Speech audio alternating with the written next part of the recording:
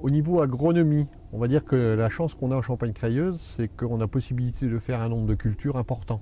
Donc ceci nous permet d'alterner les cultures de printemps et les cultures d'hiver. Et donc par rapport aux mauvaises herbes et à tous les parasites, ça nous permet justement d'éviter d'avoir des mêmes cultures qui reviennent tous les ans et qui engendrent donc une multiplication du parasitisme.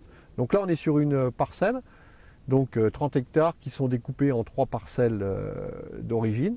Vous avez une luzerne, donc là c'est une luzerne de 2e année qui va rester encore une 3e année. Ensuite elle sera suivie ou d'un blé ou d'un triticale, ensuite d'un tournesol. À côté on avait des pois de printemps, à côté nous avons des betteraves. Donc derrière les pois de printemps et les betteraves, là cette année nous allons implanter du blé, donc avec 2 dates de semis différentes puisque les betteraves seront arrachées en 2 fois.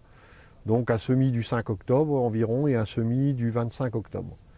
Ensuite, derrière ces betteraves, on aura certainement une partie en colza. L'année suivante, du blé. L'année suivante, on peut avoir des pommes de terre. Ensuite, on peut avoir de l'escourgeon. Ensuite, on peut avoir ou de l'orge de printemps. Donc vous voyez que toute cette rotation-là nous permet d'éviter, on va dire, une certaine accoutumance des mauvaises herbes et du parasitisme. Et le fait d'utiliser cette rotation-là est une des armes principales, je dirais, pour pouvoir aller vers de la culture intégrée et donc utiliser beaucoup moins de phytosanitaires.